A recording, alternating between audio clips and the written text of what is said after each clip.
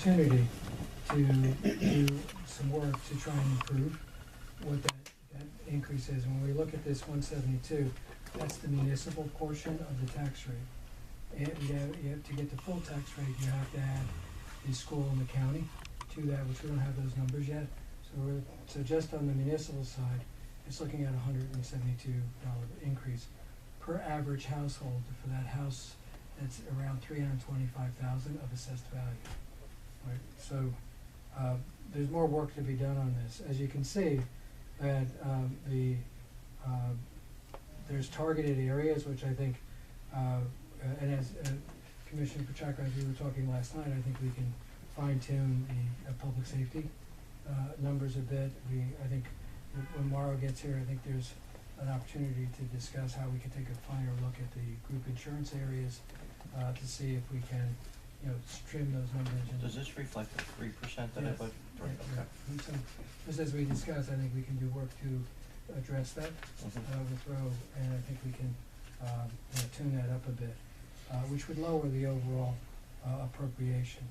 I think the thing to keep in mind is that with the state, I've been back and forth with them quite a bit, and they were very clear, based on local finance board guidance, that we can anticipate in our budget 85% of what we received the prior year. The total exposure for the township, not just the municipality, is a potential loss of aid of about $825,000 at this point. The municipal portion of that is $291,000. The county and school portion of that is $533,000.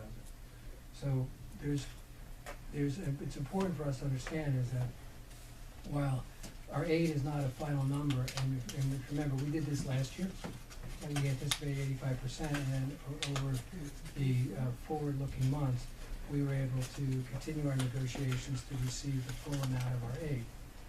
Recognizing that the stance for Roche hasn't really changed that much year over year, that we have a good position to argue it out with the state, and now would not be a time to cut that aid. So we're going to continue to work very hard on trying to make sure we achieve the result we want, which is to recoup that $825 that we're not able to anticipate today. So it's out of the budget for introduction. My hope is that we'll be able to have it there, included by the time we ultimately get approval to adopt.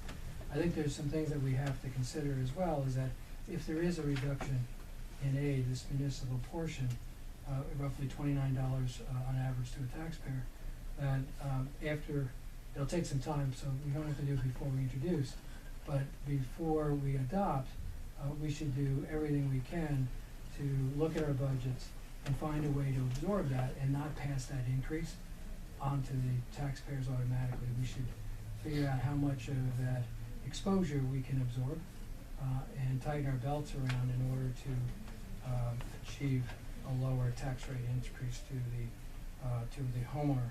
The same thing with the revenues.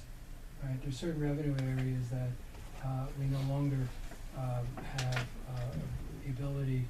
It's not a year-over-year thing. It's just the revenue is the revenue stream is now completed. We no longer have that. So that would actually be passed on to the taxpayers. And I would include that $158,000 in that same pool that says before we actually adopt the budget, we should be looking for ways to see how we would absorb those costs and avoid that increase to the taxpayers.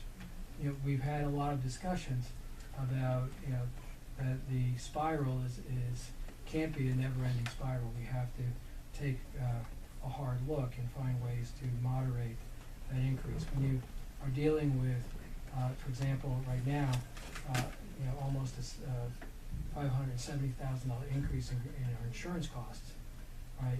That's very hard to absorb in a normal course. Taxpayers feel the burden of that.